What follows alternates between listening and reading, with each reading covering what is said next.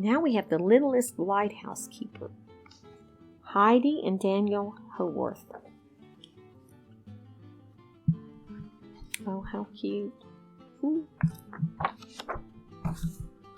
Henry loved to be by the sea. He loved the smell and the sound of the ocean. He lived in the lighthouse by the bay and helped the old lighthouse keeper.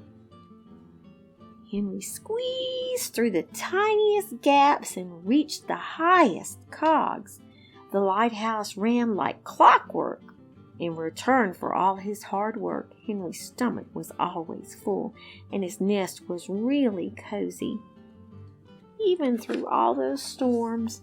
But today, Henry had been busy at work all morning when he noticed something. The lighthouse was quiet. The only sound was the tick-tock of the old keeper's clock. Henry scampered downstairs. The lighthouse keeper had gone. All he had left was a note saying, "Gone to the dentist." Oh my, but he had forgotten one very important thing. Henry could not read. That wasn't good. Henry climbed sadly back to his nest. Tap, tap, tap. A puffin was tapping on the glass. "Are you hungry?" she asked. "I wasn't sure if you ate fish like me, so I brought you this." Henry pushed open the window. What a feast! Berries, nuts, and seeds. "Oh, thank you," said Henry. "This is perfect. I was so hungry." With a full stomach and a new friend, Henry returned to his chores.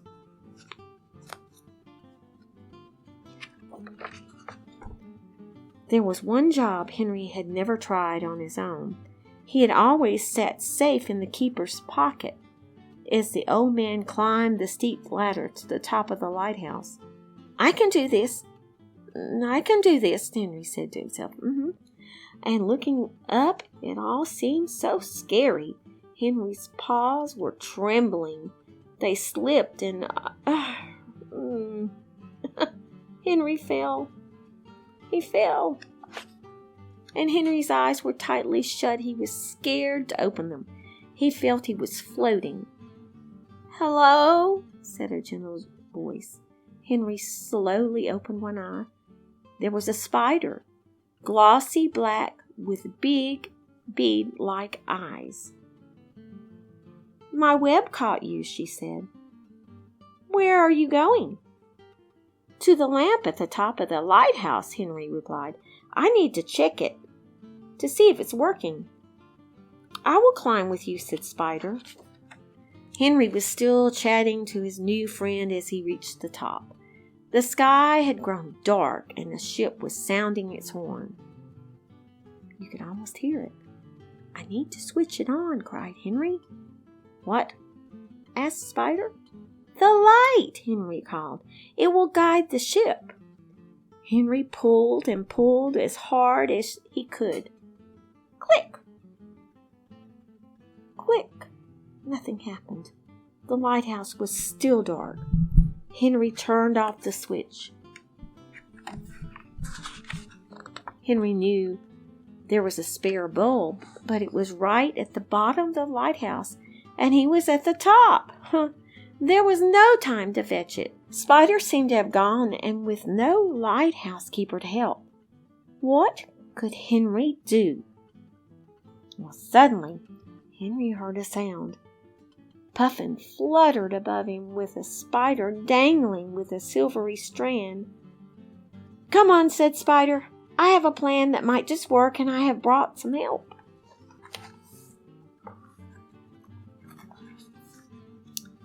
The plan was simple. Henry and Spider climbed onto Puffin's back, and down she flew. Spider span a web, and they put the spare bulb safely in it. Quickly they hopped back onto Puffin, and off she flew to the top of the lighthouse. Spider and Henry hopped to the floor. Henry took out the old bulb and screwed the new bulb into place. What had seemed impossible for Henry on his own had been easy for the three friends working together. They smiled. They had done it, and it worked. and Henry pulled the switch and a bright beam of light shone out across the bay. The friends cheered as they watched the ship sail safely away from the sharp rocks below. Henry was so tired he did not know he had fallen asleep until his nose twitched with a delicious smell. Sizzling bacon. "Hello, Henry," said a familiar voice. "I'm so sorry to have left you." "What a wonderful job you have done," he said. "You may be the littlest lighthouse keeper, but you make a really big difference." He gave Henry a special little lighthouse keeper's cap, and he didn't forget Henry's new friends either. Spider could spin her webs wherever she wanted, and Puffin had fresh fish to eat every day. But best of all, they all had each other. End of story.